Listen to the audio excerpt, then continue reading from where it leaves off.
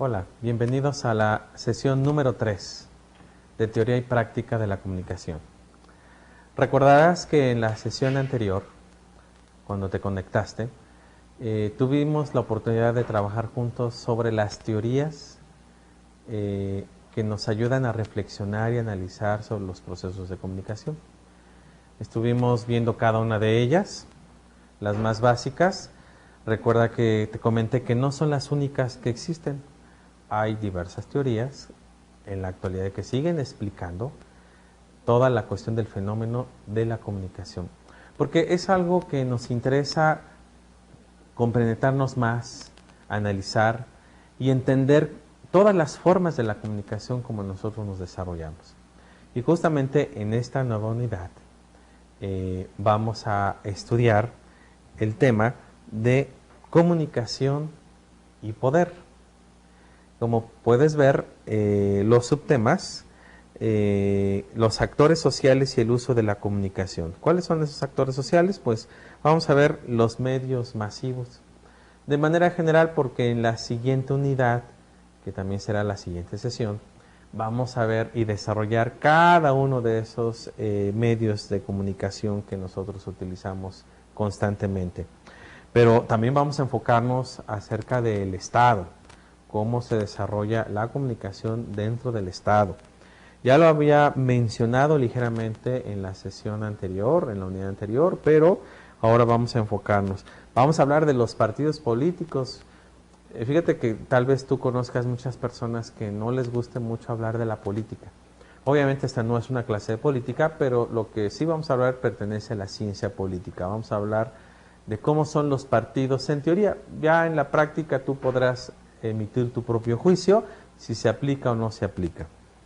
Vamos a ver cómo se da la comunicación como variable dentro de las organizaciones no gubernamentales, que son instituciones sin fines de lucro que ayudan a la sociedad, ayudan a las personas, a la cultura. Vamos a hablar acerca de los derechos del receptor, cuáles son esos derechos, los factores que intervienen dentro de el momento en que nosotros recibimos un mensaje. Y finalmente hablaremos, esperemos no sea el tiempo suficiente, sobre la actitud ciudadana ante la información y desinformación. Aunque ya hemos tocado un poco este tema, pero valdrá la pena prestarle atención necesaria al respecto. Te preguntarás cuáles son nuestros objetivos para el día de hoy.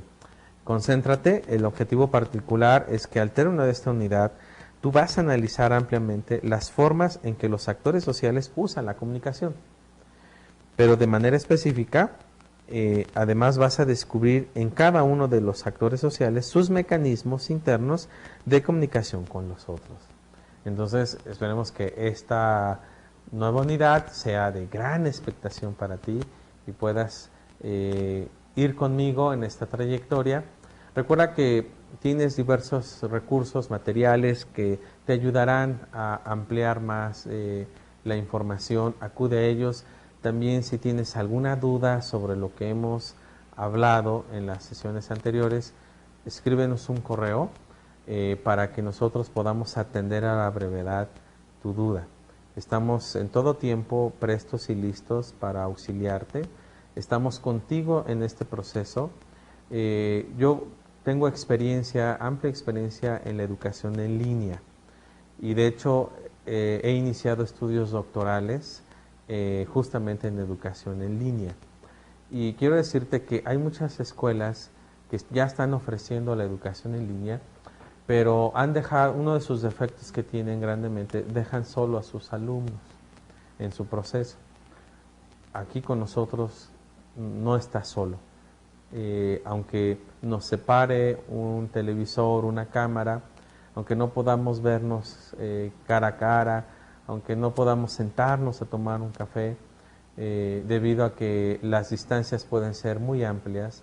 Tenemos alumnos no solamente del país donde yo resido y donde está la oficina central del Colegio de Empresarios, sino alumnos de distintos países en todo el continente, entonces, y de habla hispana.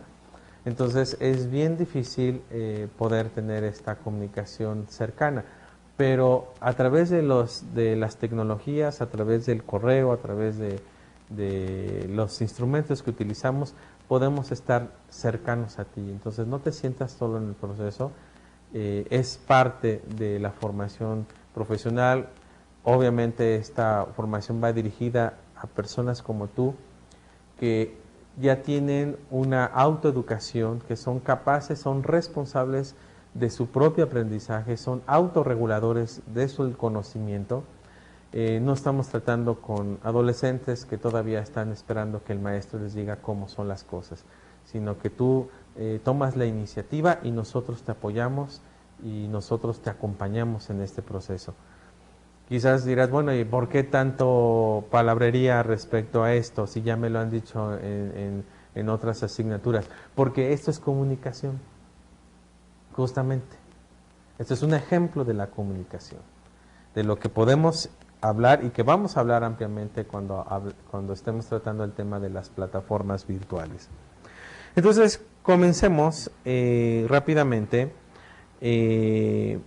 introduciéndonos a esta unidad acerca de los actores sociales y el uso de la comunicación. Y como puedes ver, nosotros actualmente, el mundo que nos toca vivir y el que te estás enfrentando con retos y desafíos, ¿sí? Estamos viviendo transformaciones sociales muy aceleradas, cambios que muchas veces no percibimos de manera inmediata hasta que nos sentamos a reflexionar. Ya están los cambios sobre nosotros. Estamos viendo aspectos incalculables muy amplios acerca de estos cambios. Los pueblos, las naciones se enfrentan a retos de recibir, interpretar y reaccionar ante la información respecto a los acontecimientos que van más allá de lo local e incluso hasta de lo nacional. Algunos nos sobra información que no podemos analizar, mientras que otros se van quedando rezagados y quedan fuera de todo lo que está aconteciendo. Entonces, por eso es muy importante que tú estés al día, ¿sí? Porque, como todos sabemos, cada 6 meses está cambiando la tecnología, pero cada 6 meses también están cambiando las formas de vida. Y cada vez están cambiando las culturas de las naciones. Y cada vez están surgiendo nuevas generaciones con nuevas demandas.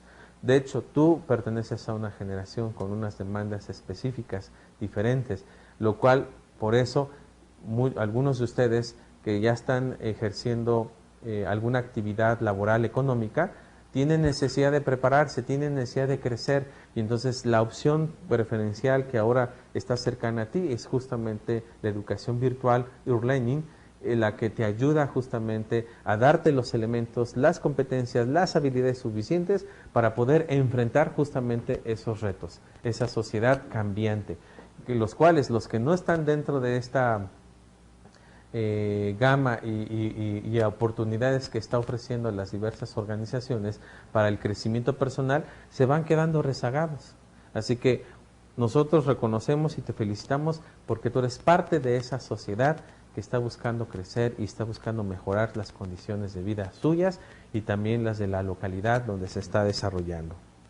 Los medios de comunicación masiva se convierten en integradores entre los ciudadanos y, por supuesto, los poderes. Lo que sucede en los medios redefine las relaciones de poder entre los diversos sectores sociales. ¿Por qué? Porque de alguna manera todos ellos nos van a comunicar sus intereses, sus expectativas, sus anhelos, sus deseos. La cuestión de la venta está sumamente insertada en este punto. ¿Por qué? Porque, como ya lo has visto en otras asignaturas, tenemos que comunicar los factores más indispensables y más benignos que tienen los productos, que conlleva la calidad, y esa comunicación de esos productos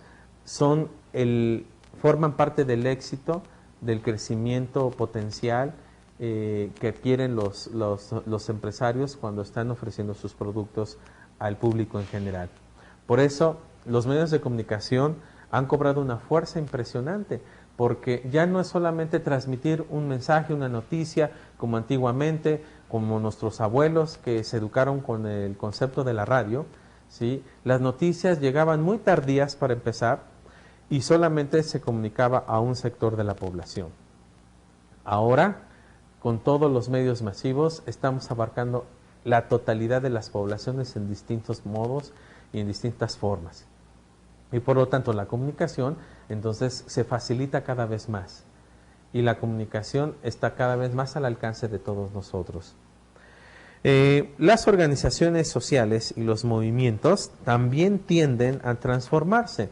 Entonces surgen nuevas formas organizativas y nuevas propuestas que al tiempo que rescatan las multiculturas y las reivindicaciones propias, buscan también puntos de confluencia. Es decir, que ante todos los actores sociales, las organizaciones van a jugar un papel muy importante que vamos a ir viendo cada una de ellas, para poderse transmitir, para poderse recrear, para poderse transformar en esa medida en que están circulando la información y les está regresando al mismo tiempo. Por lo tanto, el reto de los movimientos sociales es encontrar estrategias de acceso, de uso y apropiación de los procesos comunicables, sin abandonar los principios fundamentales que promueven valores de solidaridad, participación real y desarrollo con equidad.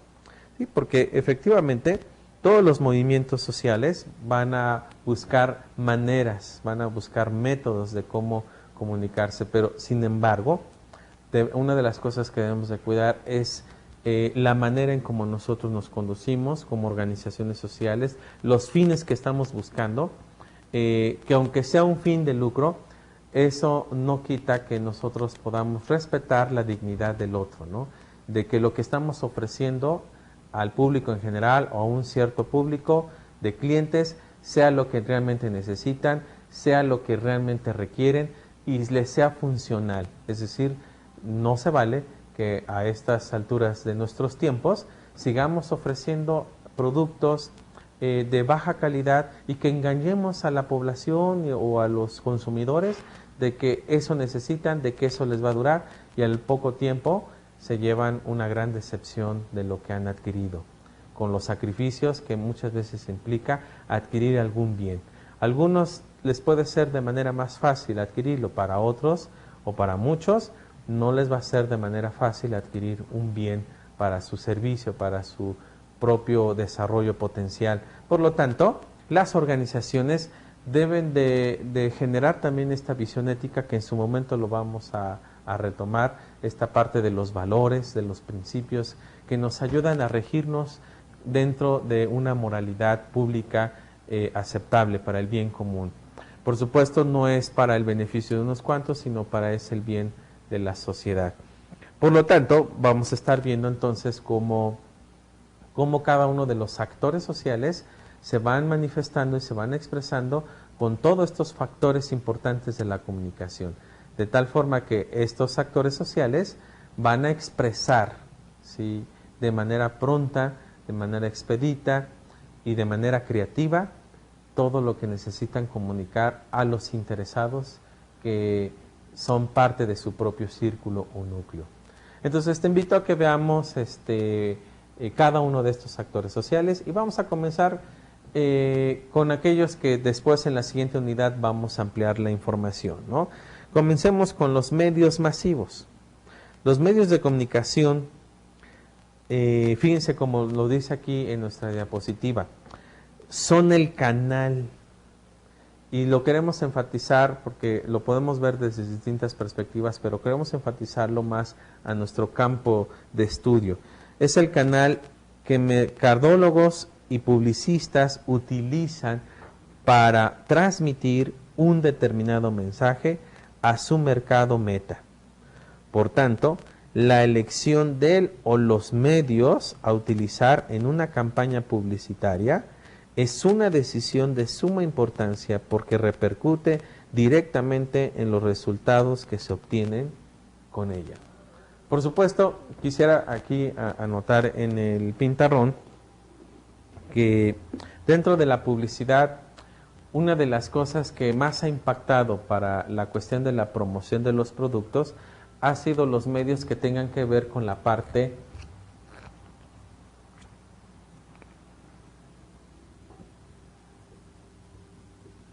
visual. ¿Por qué? Porque efectivamente la generación que hoy nos toca, la generación de consumidores que hoy tenemos, se han desarrollado y han generado sus aprendizajes y su cultura a partir de lo visual, ¿sí? Estamos hablando de una generación nacida más o menos desde 1976. Anteriormente a esta generación del año 76, ¿sí?, las demás generaciones ya estaban acostumbradas a educarse bajo la parte o el esquema auditivo. Por supuesto, todavía sigue teniendo un éxito todos los medios masivos auditivos, como la radio en este caso, ¿sí?, ya sea la radio virtual por internet o la radio de onda corta que tenemos en nuestros equipos electrodomésticos, ¿sí? Pero digamos que el sector que se capta aquí dentro de la publicidad, pues es el sector de personas adultas, ¿no?, mayores de 50, 60 años, que de alguna manera se educaron con la radio. En mi generación, a partir de mi generación, que yo soy del año 71, ya nos educamos más en la parte visual, ¿no? Aunque también tuvimos la parte de la formación auditiva. Yo todavía recuerdo tengo recuerdos muy vivos acerca de programas tanto de radionovelas como de cuentos, como también de comediantes que trabajaban por la radio. Tan es así que yo tuve la oportunidad de estar en un programa de radio que mi mamá gustaba mucho escuchar, porque ella sí es de esta generación completamente auditiva. Hasta la fecha, gracias a Dios, vive, aunque ella es una persona muy adulta, muy anciana, pero ella todo el día está escuchando la radio. Y yo cuando me voy trasladando a mi centro laboral, en el carro, voy escuchando la radio, voy escuchando noticias, programas, conferencias, porque yo todavía fui educado un poco en la parte auditiva, aunque en la mayor parte de mis esquemas ahora son visuales, ¿no? Pero todavía tengo esta parte auditiva. Las generaciones actuales no oyen, solo ven. Y además, la generación que es nacida más o menos a partir del año 2000 es a través de las sensaciones. Es más sensitiva que auditiva y visual, ¿no? Eso, por ejemplo, en el área de pedagogía le llamamos los estilos de aprendizaje. Hay quienes, por ejemplo, aprenden más por la cuestión auditiva, a otros por la visual, y otra que se le conoce como kinestésica. La kinestésica. Es decir, a través de los movimientos, ¿no? Va un poco relacionado con las sensaciones, porque las generaciones de hoy, ¿no?, se manejan más por los estímulos, por los sentidos. Y entonces la publicidad hoy en día está explotando mucho los productos a partir de los sentidos, ¿sí? Pero, por supuesto, sigue enfocado en esta parte de lo visual, ¿no? Por eso es muy importante reconocer que en los medios masivos lo que buscan, o la importancia que tienen en esta visión mercadológica y publicista, es obtener los resultados que se han propuesto con la audiencia, con el público, con el sector de público al cual están dirigiendo sus productos.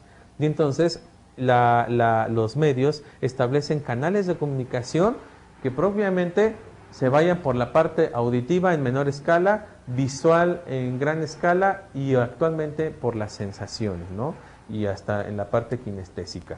Entonces, eso es lo que actualmente podemos ver dentro de los medios masivos.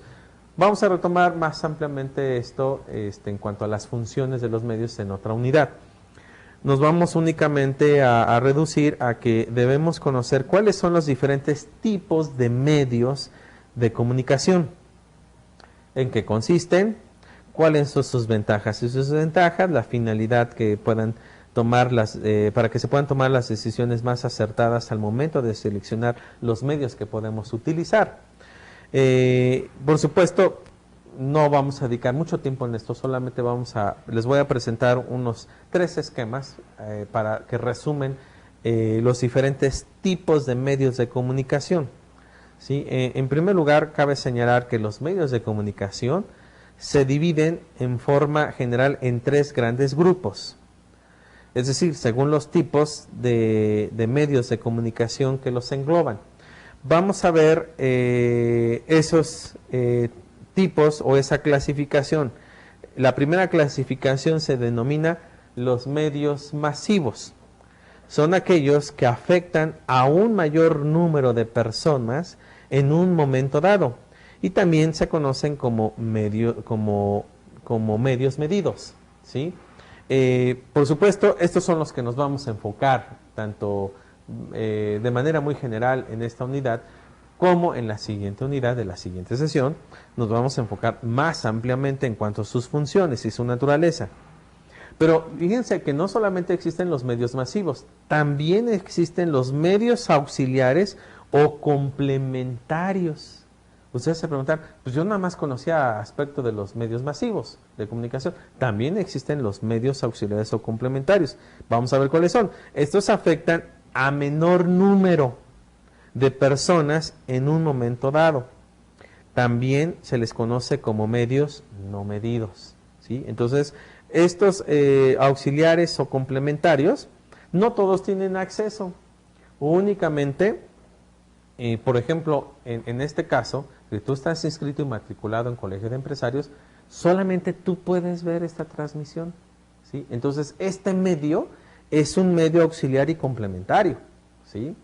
El que estamos utilizando muy local, porque solamente tú puedes tener acceso. Tú puedes tener muchas amistades y muchos amigos, ¿sí?, que quisieran ver la clase que tú estás viendo, pero no pueden porque no están matriculados, no tienen su contraseña, su nombre de usuario propio para poderse meter a y cada vez que tú te metes a nuestra plataforma virtual, tú pones tu nombre de usuario y tu contraseña para poder acceder a cada una de las clases ya videograbadas. Por lo tanto, y puedes verlas una y otra vez, pero solamente eres tú junto con tus compañeros que están matriculados, ¿sí? De ahí en fuera, nadie más. En nuestra página web damos una clase muestra, les mostramos al público en general cómo sería su formación en línea, ¿sí? Y damos un ejemplo de unos 10 minutos máximo de una clase virtual. Pero eso es para dominio general. Pero la cuestión de la comunicación que estamos estableciendo ahorita como medio es un medio auxiliar complementario. Los medios alternativos son aquellas formas nuevas de promoción de productos. Algunas son ordinarias y otras son muy innovadoras. Entonces, obviamente con el uso de las redes, con el uso del internet, podemos no solamente considerarlo como un medio masivo, sino también como un medio alternativo, siempre y cuando se convierta en un aspecto innovador. Entonces, como puedes ver, no solamente existen los medios masivos, también están los auxiliares y están los alternativos, ¿sí? Esta es una clasificación muy general acerca de cómo son los medios masivos. Ahora, voy a ponerte algunos esquemas para que tú los veas, ¿no? Por ejemplo, lo que es los medios masivos, si alcanzas a ver, tenemos lo que es la televisión, la radio, el cine, el internet, el periódico, y hay otros más, por supuesto, ¿no? Como las revistas. Estos medios son los que vamos a reflexionar en la siguiente unidad. Los medios auxiliares o complementarios tenemos, por ejemplo, la publicidad exterior o la publicidad interior o la publicidad directa, únicamente para ciertas personas, como ya lo mencionamos. Dentro de los medios alternativos tenemos, por ejemplo, el fax, ¿no? El fax es un medio alternativo. Los productores de plantillas, los discos compactos, los kioscos interactivos, hay tiendas donde puedes comprar música, ¿no?, o películas, los anuncios en películas de cine. Cuando tú vas a una sala de cine, estás viendo cierta publicidad antes de comenzar la función. Los carritos de compras de video, ¿no? uno de los más conocidos es el Mercado Libre, ¿no? que es en casi toda Latinoamérica y el continente americano. Entonces, estos son los medios alternativos para que veas que existe una gran gama amplia acerca de todos los medios de comunicación. Los utilizamos, por supuesto, y los explotamos ampliamente en el buen sentido de la palabra, en las cuestiones de publicidad y de mercadotecnia, porque hoy en día es el punto crucial de la información que está circulando para todo tipo de público que necesita enterarse de los productos que requiere para su subsistencia o para su desarrollo como persona o como organización. Entonces, esto hasta aquí vamos a dejarlo en la parte de los medios masivos porque, como ya mencioné, vamos a ampliar más el concepto en la siguiente unidad. Por lo tanto, nos vamos a la cuestión del Estado. El Estado es entendido como la figura que representa el conjunto de atributos que definen el surgimiento de una instancia de organización del poder y de ejercicio de la administración pública. El Estado Nacional. No importa a qué país perteneces a un Estado, ¿sí? Y ese Estado es una figura. No lo puedes ver físicamente, ¿sí? Sabes que hay un territorio, sabes que hay un poder, sabes que hay un gobierno, sabes que hay unas leyes, un conjunto de leyes, hay conjunto de personas, organizaciones, y todos en conjunto formamos un Estado, ¿sí? Entonces, el Estado supone que adquiere 4 propiedades. Vamos a ver esas propiedades del Estado. Primero, la capacidad de externalizar su poder, ¿sí? Y ahí entra lo que es la comunicación.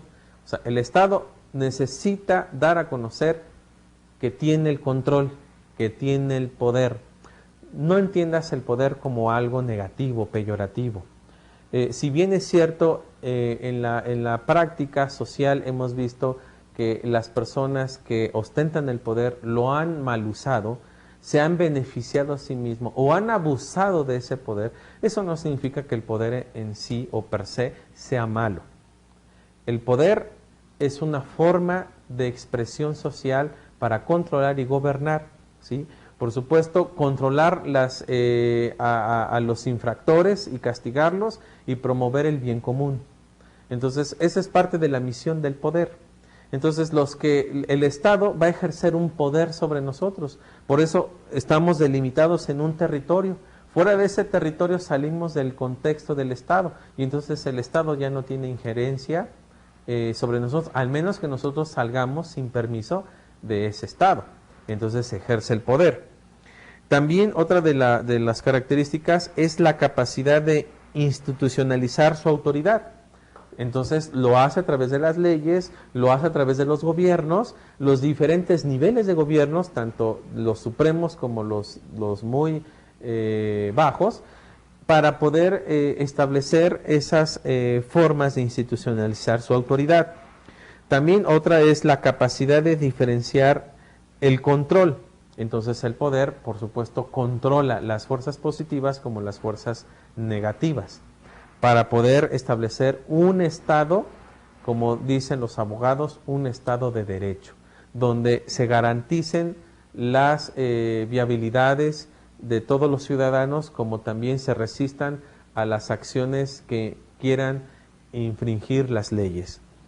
También, como otra característica más, es la capacidad de internalizar una identidad colectiva. Entonces, ya sea que perteneces al Estado de Bolivia, o al Estado de México, o al Estado de Costa Rica, o a los Estados Unidos, finalmente nos va a dar esa identidad colectiva, ¿sí?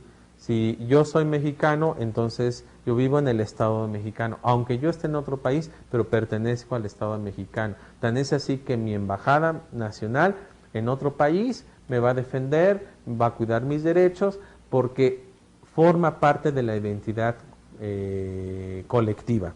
Entonces, para que veas cómo es la comunicación dentro del Estado. El Estado en todo momento necesita reafirmarse, necesita reconocimiento, necesita ser legitimizado justamente a través de la comunicación. Otro que tenemos son, por ejemplo, los partidos políticos, ¿no? Un partido político, entiéndase dentro de la ciencia política, es una asociación de individuos unidos por ideales comunes y que persiguen como meta alcanzar el control del gobierno para llevar a la práctica esos ideales. Entonces, fíjense, para conocimiento de ustedes, un partido político no nació nada más así de la noche a la mañana, ¿sí? A lo mejor tú puedes tener preferencia a un partido político, ¿sí? En tu país, o en tu ciudad, o en tu nación. Pero los partidos políticos, fíjense cómo comenzaron. Va a depender mucho la naturaleza del Estado que defina los partidos políticos y establece las reglas del nacimiento de un partido político. Pero antes de ser partido político, surgió como una agrupación política. Un determinado número de adeptos, que pueden ser, por ejemplo, 5,000 personas, no alcanzan todavía, según los criterios de cada nación va a diferir, pero no alcanzarían todo lo que es para establecer un partido político. No se puede inscribir, pero ya se agrupan. Y como agrupación política, tienen la capacidad de tener una manifestación social, de perseguir ideales, de luchar por lograr ciertos cambios dentro del Estado. Antes de ser agrupación política, eran una serie de individuos dispersos, quizás, que tenían, que ejercen cierta presión social, ¿sí? Presión social al mismo Estado o a los partidos oficiales que están vigentes en ese momento. Pero cuando empiezan a agruparse y empiezan a consolidarse bajo principios comunes, entonces esa agrupación política va tomando forma hasta que llega a constituirse por los órganos oficiales autorizados, los constituyen ya como una fuerza política, es decir, como un partido político que debe tener un nombre, un eslogan y una serie de aspectos y metas que quieren lograr, porque la finalidad de todo partido político es llegar al poder, ¿sí? Y se van a valer de diversas estrategias de comunicación para lograrlo. Es decir, así como hay 2, 3 empresas que venden un mismo producto, pero aquí la diferencia es, mira, con nosotros es más barato, o con nosotros te damos mayor crédito, o nosotros te damos más facilidades de pago para comprar un solo producto de 3 competidores. Lo mismo sucede, los partidos políticos compiten entre sí para poder conquistar el poder. Desafortunadamente, en muchos de nuestros países, en esa competencia se ha llegado a la guerra sucia, es decir, desacreditar, evidenciar los errores de otro partido, para convencer a la población de no elegir a ese partido político.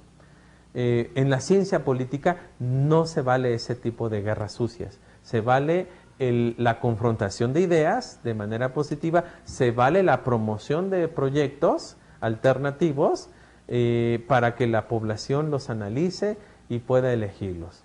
Si en esos momentos tú te encuentras en un contexto donde se están eligiendo a algún candidato, ¿sí? No te vayas por el que se vea más atractivo o por el que a lo mejor tenga más discurso. Analiza las propuestas políticas del partido. Ese sería un consejo que yo te puedo dar como profesional.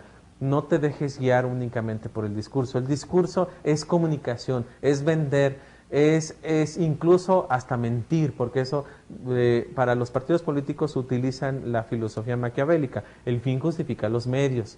Entonces no te quedes en el nivel de discurso. Métete a la página web de cada uno de los partidos políticos y ve sus planteamientos políticos, sus propuestas de cambio a la sociedad. Y sobre esas propuestas deberías de votar, no sobre las personas, sino porque las personas se supone que llevan las propuestas de su partido, no están solos. Es el encargado de presentar candidatos para ocupar los diferentes cargos políticos. Por eso movilizan el apoyo electoral, también organizan la labor legislativa, articulan y agregan nuevos intereses y preferencias de los ciudadanos. Entonces, como puedes ver, que el conquistar el poder es el representante de un partido político, pero repito, no está solo. Él tiene que cumplir las expectativas de su propio partido. Jamás va a hablar de otra cosa que no fuera de esas perspectivas. Un poco más acerca de los partidos políticos. Es en esencial estructurar el apoyo político a determinados programas, intereses socioeconómicos y valores. Y por supuesto tienen que atender a las preferencias de toda una ciudadanía y formas de gobiernos y acuerdos políticos para poder lograr sus fines. Los partidos políticos tienen una estructura mínima, tienen una dirigencia. Normalmente podemos entender el presidente de ese partido o el secretario general del partido, más todos los colaboradores dentro de la toma de decisiones. Deben tener, dentro de su estructura debe haber candidatos en los diversos cargos públicos electivos de mayor a gran escala, es decir, desde lo que puede ser un diputado local o federal, un presidente municipal, hasta un presidente nacional. También dentro de su estructura está la burocracia, es decir, la parte administrativa, y también las cuestiones intelectuales o teóricos, es decir, no crean que los partidos políticos un día despertaron y dijeron, vamos a establecer esta propuesta en nuestro país. No, proviene por supuesto de gente experta que tiene un análisis objetivo de la vida pública y de la vida política del país, ¿sí? En cada país hay teóricos muy reconocidos, ¿no? Entre nuestro país, por ejemplo, hay teóricos que han establecido pautas de gobiernos muy importantes para los partidos políticos, ¿no? Don Jesús Reyes Orales podría considerarse como uno de los más grandes politólogos importantes en nuestro país. Están también los militantes, que son los que le dan vida y fuerza al partido político. Sin ellos no habría esa afiliación, sin la afiliación de ellos.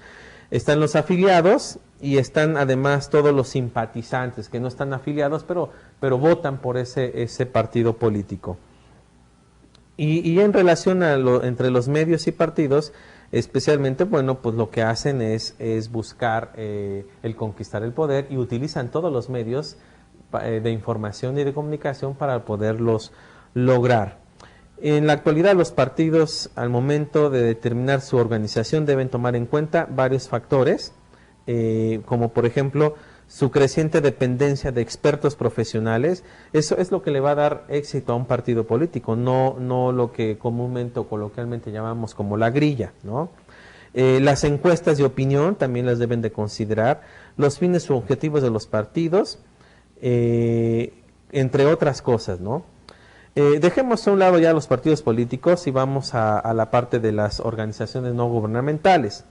El desarrollo y crecimiento de las ONG es uno de los fenómenos más significativos en los últimos años, porque estos representan una parte no lucrativa de las sociedades que nos ayudan justamente pues a poder desarrollar la potencialidad del ser humano, ¿no? Estas, las instituciones más relevantes que de alguna manera apoyan a las ONGs está, por ejemplo, el Banco Mundial, la Unión Europea, la Secretaría del Estado para la Cooperación Internacional, los países iberoamericanos, comunidades autónomas también, ¿no? Son los que han dejado la estructura para las acciones altruistas de las ONG o el cuidado de nuestro planeta.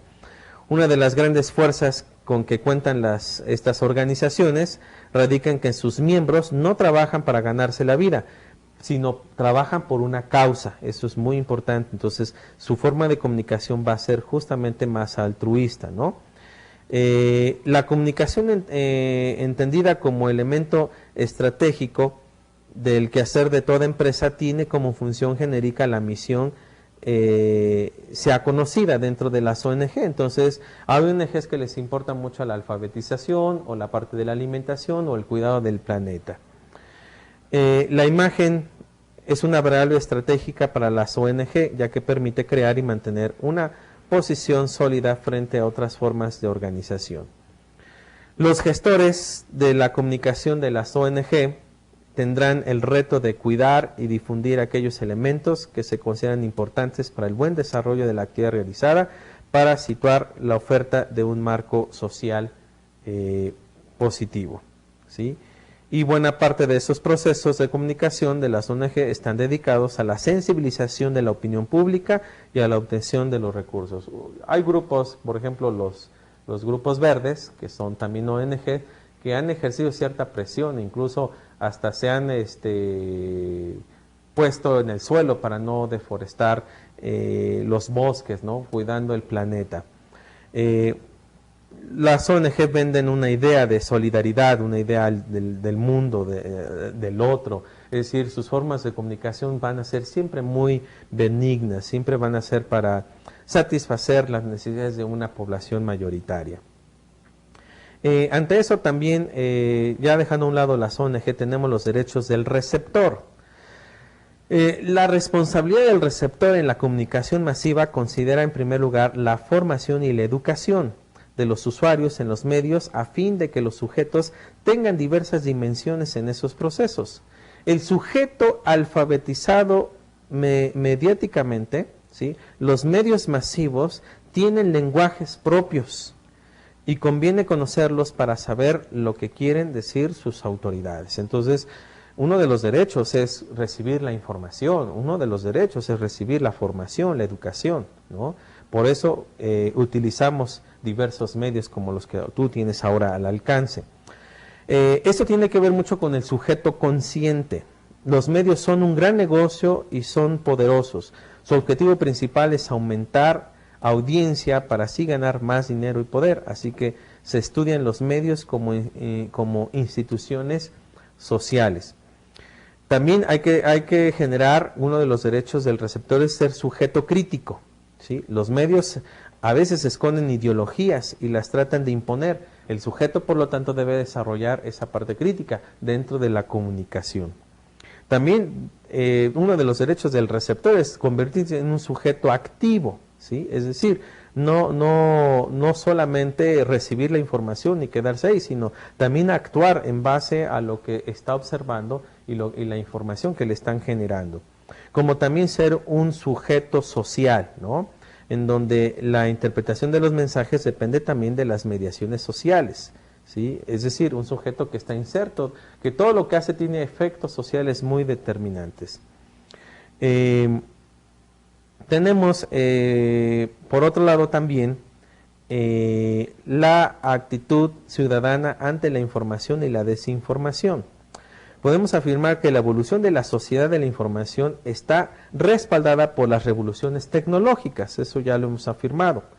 Está cambiando nuestro modo de aprender, de producir, de trabajar, el modelo de vida, nuestra manera de ser y también de estar en el mundo, en lo individual o también en lo colectivo.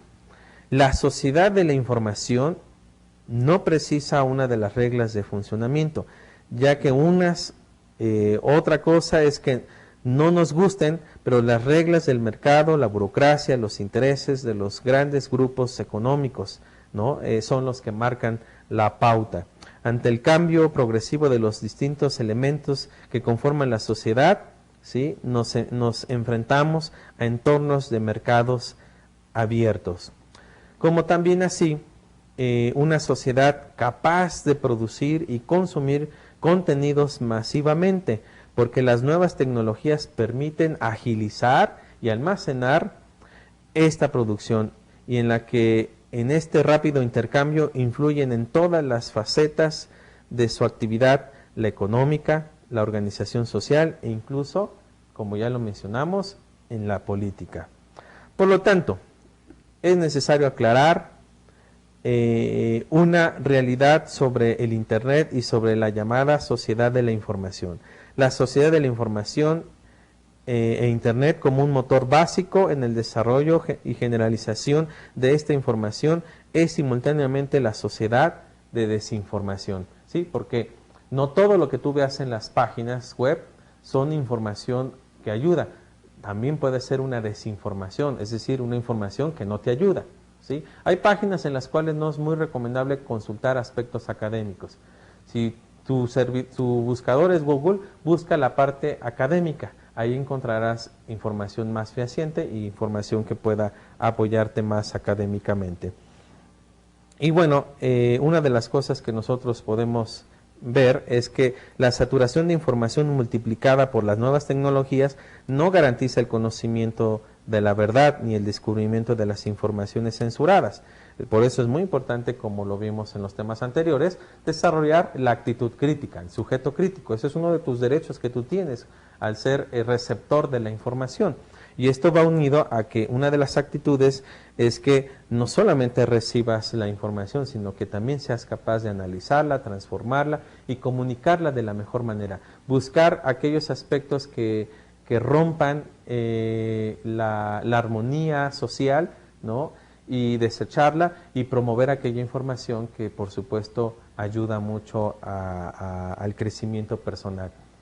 Hace unos años estaba muy de moda que recibías en tu correo, en tu bandeja, presentaciones en PowerPoint y sobre aspectos, comentarios, percepciones de la gente, y te decían al final, reenvía a 10 personas que más te gusten, si no va a caer sobre ti una maldición. Son cosas que desinforman, esas cosas hay que desecharlas, hay que buscar aquello que construye, aquello que genere el bien común. Y finalmente, el conocimiento se está apantanando poco a poco en la certeza y está transformándose en información. Es obvio que un volumen inconmensurable de mensajes se intercambian todos los días en el ciberespacio, ya que las redes transportan ideas, ofertas, opiniones, datos. Sin embargo, en la llamada superautopista de la información no es necesariamente el conocimiento lo que crece y se desarrolla, sino el mercado mismo de la información. Entonces, es una de las partes que tú tienes que considerar en todo momento, en todo lo que son los actores sociales. Bien, llegamos al final de esta sesión. Recordarte que debes de realizar las actividades que te están establecidas, y si tienes dudas, por favor, manifiéstalas a través del correo electrónico. Que tengas un buen día. Nos vemos hasta la próxima.